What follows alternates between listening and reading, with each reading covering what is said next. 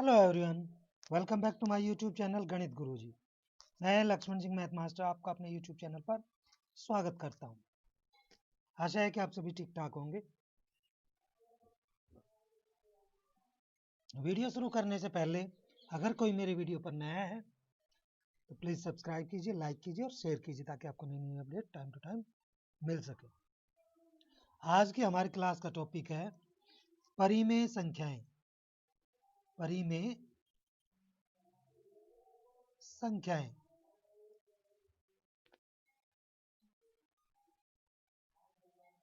यानी rational numbers.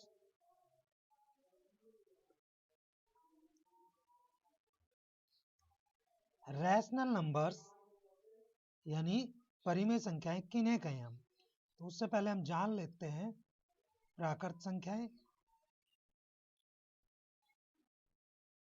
यानी counting numbers जो हैं 1 2 3 4 5 6 इस तरह से, वो हमारी प्राकृत संख्याएं यानी नेचुरल नंबर्स है। उसके बाद है हमारे पास पूर्ण संख्याएं।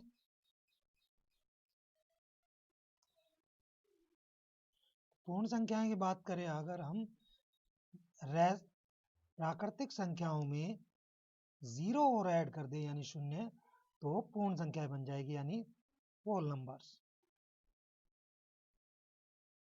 अब बात आती है परिमेय संख्याएं। तो परिमेय संख्याएं क्या होती है? परिमेय संख्याएं p बटे क्यू रूप में होती है, but q not equal to 0, यानी p बाई क्यू फॉर्म में जो होती हैं, इस रूप में जो होती हैं, वो क्या होती हैं? परिमेय संख्याएं होती है p और क्यू का सारू गुणनखंड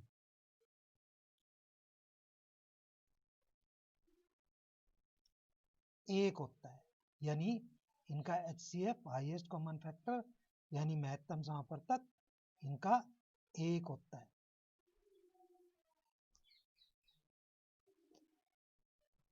तो आइए अब इनके गुणों के बारे में जानते हैं।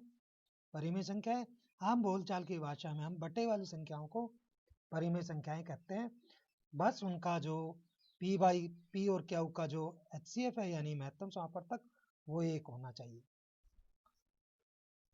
तो परिमेय संख्याओं का सबसे पहला गुण हम सहव्रत पर देखते हैं, यानी इसकी क्लोजर प्रॉपर्टी।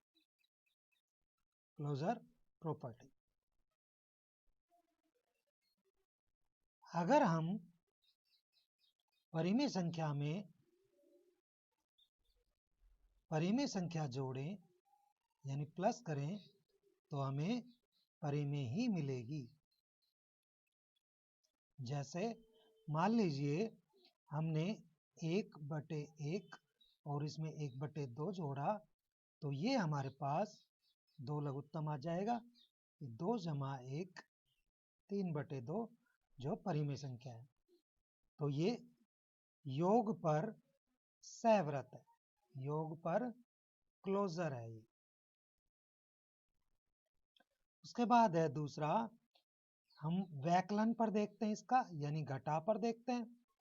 तो घटा की बात करें हम, तो परिमेय संख्या में से परिमेय संख्या घटाएं तो क्या परिमेय संख्या आती है, इसको हम देखेंगे। तो परिमेय संख्या में से अगर हम परिमेय संख्या घटाएं तो जरूरी नहीं है कि वो एक परिमेय संख्या आए या नहीं आए।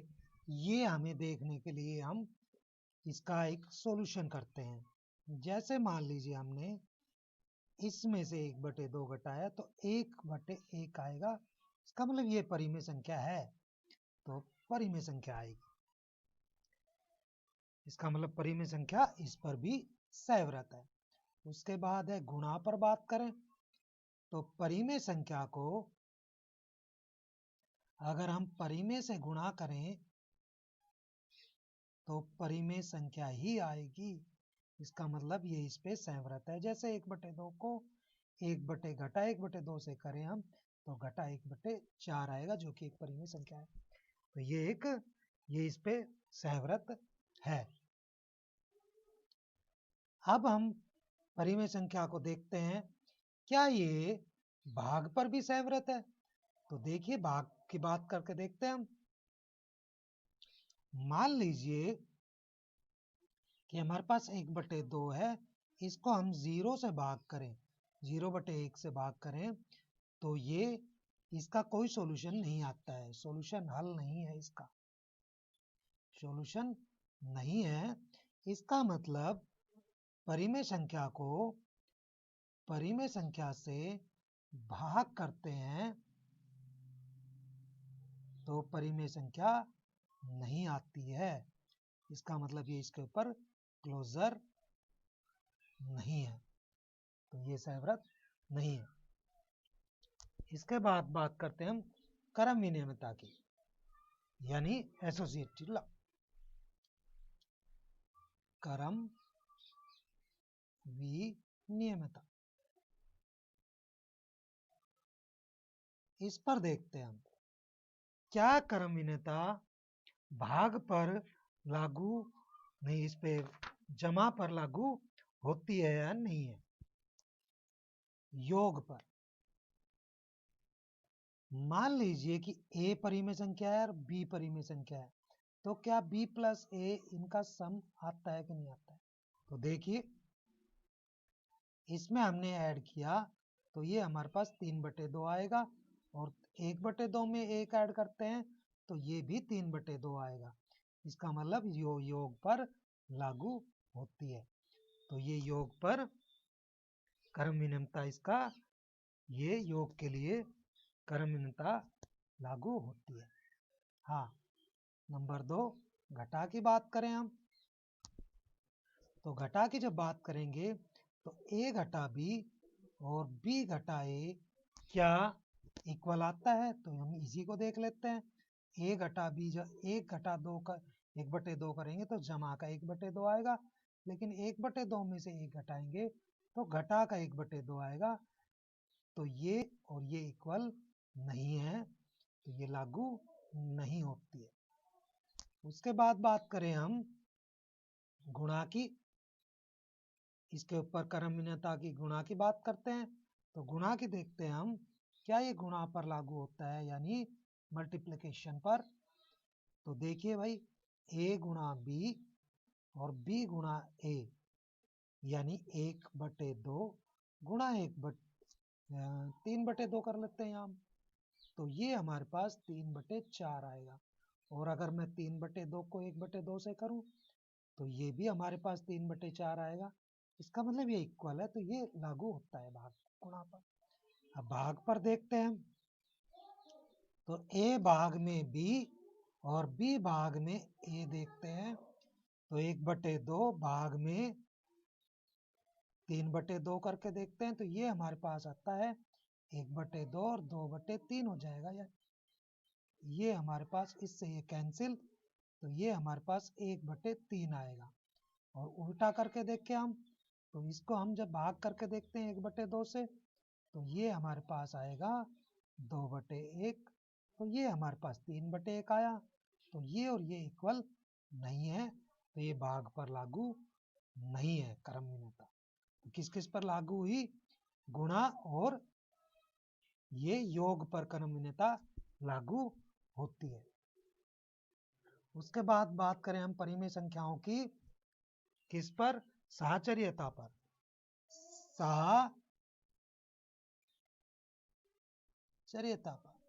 साहचर्यता पर बात करें हम, तो इसके ऊपर हम देखते हैं क्या ये इस पे लागू होती है परिमेय संख्याओं पर। तो परिमेय संख्याओं के साहचर्यता का मतलब a प्लस बी प्लस सी है, तो आप पहले इनको ऐड कीजिए और अगली बार इनको ऐड करके देखिए, तो ये साहचर्यता का नियम है। तो यहाँ हम जब देखेंगे तो 1/1, 2/1, 3/1, चाहे हम पहले इनको ऐड करें तो ये हमारे पास 6 आएगा, और चाहे हम 1/1 और 2/1 इनको पहले ऐड करें तो ये हमारे पास 3 + 3 आएगा, यानी ये भी 6 आएगा। तो इसका मतलब ये इस पे लागू होता है। उसके बाद बात करें हम वैकलन की, तो वैकलन की बात करते हैं। तो इस पे हम जब देखते हैं वैकलन पर क्या ये लागू होता है वैकलन पर, तो वैकलन पर ये लागू होगा या नहीं ये हम देखते हैं। तो देखिए भाई, मान लीजिए हमारे पास ये है और ये है, तो पहले हम इनका करें और पहले इनका करें फिर ये करें। तो इस पे हम देखते हैं कि ये जो माइनस है जो ये इस पे जांच करते हैं तो इसका सेम नहीं आएगा, अलग अलग आएगा इसका, ताकि अगर हम इसको करके देखेंगे तो ये अलग अलग आएगा, तो ये इस पे लागू नहीं होता है। जैसे हम बात करें -2/3 और -4/5 और -1/2, इसके इक्वल मान लीजिए हम करते हैं -2/3 और -4/5। इनको पहले कर ले हम और इसमें से ये सब्ट्रैक्ट करें तो ये हम पे लागू नहीं होगा। इसके जो आप देखोगे तो ये इक्वल नहीं आएगा, आप इसको करके देखोगे तो ये इस पे लागू नहीं होता है। गुणा की बात करें हम तो A गुणा B गुणा C, यानी पहले हम इनको गुणा करें और पहले इनको गुणा करें फिर इसको गुणा करें, तो गुणा करने पर कोई फर्क नहीं पड़ता। जैसे हम 1/2 गुणा 1/3 गुणा 1/4 है, तो पहले इनको गुणा कर ले तो हमारे पास आएगा ये 1/12, तो ये 1/24 आ जाएगा हमारे पास। इसकी बात करें हम, पहले इनको कर लेते हैं गुणा 1/4, तो ये हमारे पास हो जाएगा 1/6 गुणा 1/4 1/24 आएगा, तो इस पे लागू होता है गुणा पर। तो इसका मतलब ये घटा पर यानी वैकलन पर लागू नहीं हुआ। इसके बाद हम देखते हैं क्या ये भाग पर लागू है। भाग पर देखते हैं हम, तो भाग पर हम करते हैं तो मान लीजिए कि हमारे पास A भाग में B भाग में C है, तो पहले हम इनका भाग करें और फिर उसका करें, या पहले इन दोनों का करें और फिर इसका करें, तो क्या ये सेम आता है। तो हम करके देखते हैं। जैसे मान लीजिए हम 1/2 भाग में 1/3 और भाग में 2/5, इधर हम करते हैं 1/2 भाग में 1/3 घटा के और भाग में 2/5, तो इनको हम करके देखते हैं। तो देखिए भाई, इसको इधर करते हैं तो भाग, इसको करेंगे तो घटा 1/3 और ये 5/2 हो जाएगा, ये पलट जाएगा। इस पे देखते हैं तो ये पलट जाएगा, ये हमारे पास 3/1 हो जाएगा माइनस का, और भाग में 2/5।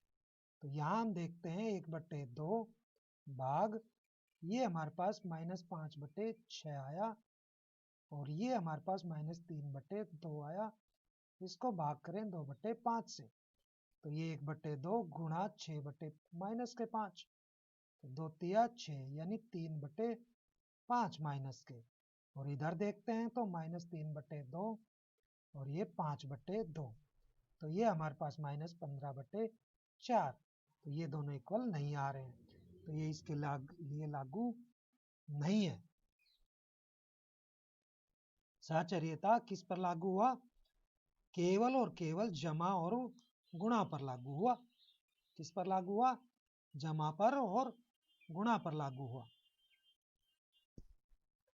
इसके बाद हमारे पास हम देखते हैं कि किसी संख्या में, मान लो हमारे पास कोई संख्या है, जैसे ये परिमेय संख्या है, इसमें अगर हम 0 ऐड करें तो परिमेय संख्या वही आएगी। जैसे 1 में 0 ऐड करें तो 1 आएगा, 1/2 में 0 ऐड करें तो 1/2 आएगा। तो इस 0 को हम क्या कहते हैं, इस 0 को हम कहेंगे योज्य तत्समक। क्या कहेंगे, शून्य को हम योज्य तत्समक कहते हैं, यानी एडिटिव आइडेंटिटीज। Additive identity. इसी प्रकार से मान लीजिए हम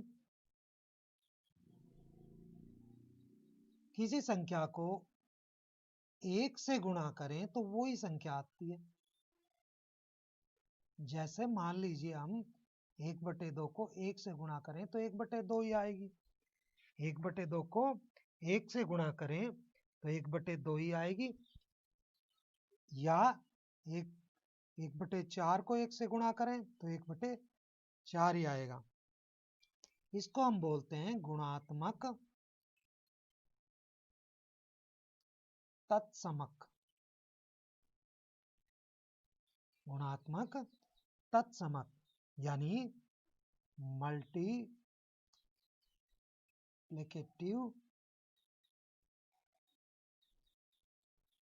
आइडेंटिटीज।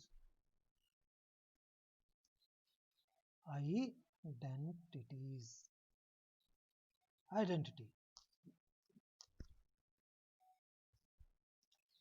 उसके बाद हम किसी संख्या में क्या जोड़ें या क्या प्लस करें कि वो संख्या 0 हो जाए, यानी 5 में हम क्या प्लस करें कि वो संख्या 0 हो जाए। तो यहाँ हम देखते हैं कि अगर हम -5 ऐड कर दें तो ये हमारे पास 0 हो जाएगी, या हम -5 में क्या ऐड करें ये कि 0 हो जाए, तो ये 5 ऐड करें। इसको हम बोलते हैं योज्य प्रतिलोम। योज्य प्रतिलोम यानी एडिटिव इनवर्स। तो इसमें हमें क्या ध्यान रखना है कि हमें इसमें केवल उसका चिन्ह बदलना है। क्या बदलना है? चिन्ह बदलना है, यानी उसका साइन चेंज करना है। अगर वो हमसे योज्य प्रतिलोम पूछता है, मान लो -1/2 का योज्य प्रतिलोम निकालना है तो उसका +1/2, और मान लीजिए 3 का +3 का निकालना है तो -3, ये इसका योज्य प्रतिलोम हो जाए। उसके बाद बात करें हम तो गुणात्मक प्रतिलोम आता है। तो गुणात्मक प्रतिलोम में हम 5 को किससे मल्टीप्लाई करें कि आंसर 1 आए, या 1/6 को किससे मल्टीप्लाई करें कि आंसर 1 आए। तो यहाँ हम देखते हैं कि अगर हम 1/5 से करें तो ये इससे कैंसिल हो जाएगा, या 6 से करें इसको तो ये कैंसिल होके 1 आ जाएगा। तो इसको बोलते हैं हम गुणात्मक प्रतिलोम, यानी मल्टीप्लिकेटिव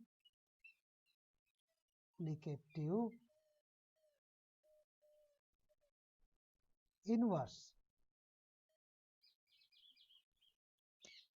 तो आपको क्या करना है मल्टीप्लिकेटिव इनवर्स में? केवल जैसे 5 है तो इसके अपॉन में 1 है तो इसको आप चेंज कर देंगे 1/5, और अगर 1/6 था तो इसको आप चेंज कर देंगे 6/1। केवल आपको इसको इसका प्रतिलोम लिखना है, यानी इसको इनवर्स कर देना है, ये ध्यान रखना है।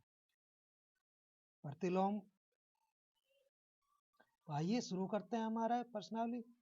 पहला ही क्वेश्चन है कि आप इसमें निम्नलिखित का उचित गुणधर्मों का प्रयोग करते हुए, यानी आपको नियम का प्रयोग करता है इसकी वैल्यू फाइंड आउट करनी है। तो जैसे पहला ही क्वेश्चन है 2/3 इंटू 3/5 प्लस 5/2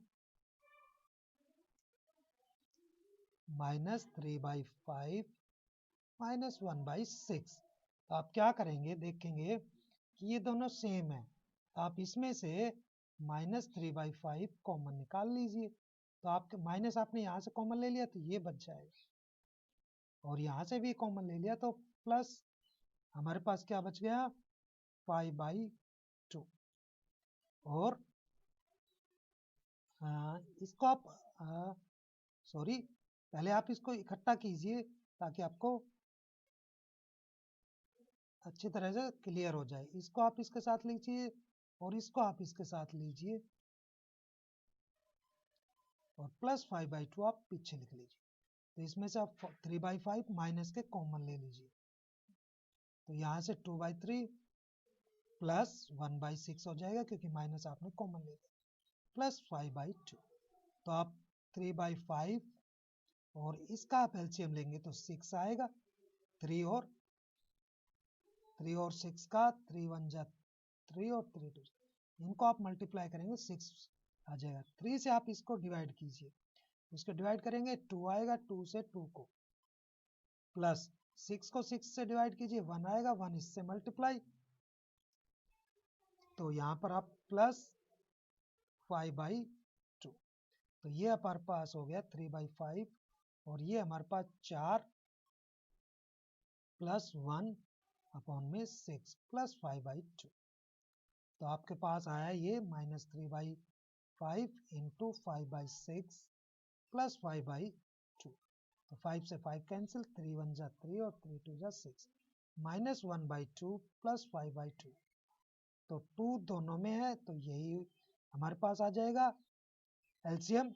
तो ये ऐसे कैसे हम प्लस कर देंगे इनको, तो 5 में से 1 सब्ट्रैक्ट हो जाएगा 4/2, 2 1 जा 2 और 2 2 जा 4, यानी 2 आंसर इसका आ जाएगा। इसके बाद नेक्स्ट हमारे पास सम है। इसमें आपको क्या करना है, सेम इसी तरह आपको उचित गुण धर्म का प्रयोग करना है। ये 2/5 मल्टीप्लाई 3/7 -1/6 3/2 प्लस 1/14 मल्टीप्लाई 2/5। अब आप देखिए कि आपके पास 2/5 इसमें और इसमें है, तो इनको आप एक जगह कलेक्ट कीजिए, इकट्ठा कीजिए आप इसको। तो आप क्या करेंगे, इसको इसके साथ ले आइए,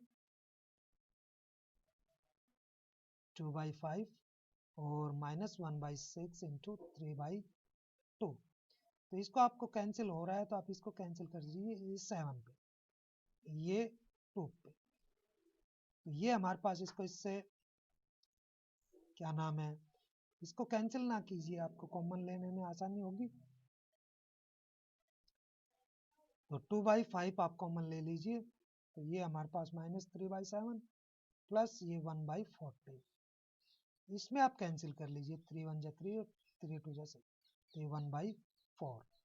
अब आप एलसीएम लीजिए इनका, तो इसका और इसका एलसीएम जो है 14 का 14 ही आ जाएगा। 7 2 जा 14, तो 2 इससे मल्टीप्लाई,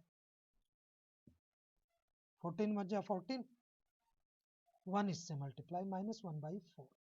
तो हमारे पास 2/5 और ये हो जाएगा हमारे पास मल्टीप्लाई -6 प्लस 1 अपॉन में 14 और ये -1/4। तो ये हमारे पास हो गया 2/5 मल्टीप्लाई बाई -5 अपॉन 14, क्योंकि एक प्लस और एक माइनस माइनस होते हैं। तो यहाँ से 5 से 5 कैंसिल और ये 1 से 7, तो यानी -1/7 और -1/4। तो आप इन दोनों का एलसीएम लेंगे 28 आ जाएंगे। 7 से इसको डिवाइड करोगे तो आप 4 आएगा, तो ये -4, 4 से करेंगे तो आप -7, तो -11/28, ये इसका आंसर आ जाएगा। इसके बाद है आपको इसका इनका योज्य प्रतिलोम बताना है। तो योज्य प्रतिलोम का मैंने आपको बताया था कि केवल आपको साइन चेंज करने हैं। 2/8 है, इसका योज्य प्रतिलोम -2/8, -5/9 का, तो इसका +5/9, -6/5 है, तो माइनस से माइनस कैंसिल, प्लस हो गया, तो -6/5। 2/9 का करेंगे तो माइनस है इसके साथ ये, तो आप क्या करेंगे, 2/+9, 9/6 करेंगे माइनस के, 19/6 हो जाएगा प्लस का। तो ये आपका योज्य प्रतिलोम है, केवल आपको साइन चेंज करना है इनका। उसके बाद है थर्ड क्वेश्चन, x = 11 बाई, मैं इसका सेकंड पार्ट कर रहा हूँ, आप फर्स्ट पार्ट आप खुद ट्राई करना। ये है हमारे पास, ये कहता है इसको सत्यापित कीजिए, यानी इसको प्रूव कीजिए क्या ये सही है कि इसकी वैल्यू x आती है कि नहीं आती। तो आप यहाँ देखिए माइनस माइनस, ये तो इसमें है ये रे, और ये भी माइनस। तो आप पहले इसको सॉल्यूशन माइनस माइनस प्लस हो जाएगा, तो ये -13 हो जाए, ये माइनस माइनस प्लस हो गया, तो ये भी माइनस ही आंसर आया। तो इधर देखते हैं x की वैल्यू कितनी, -3।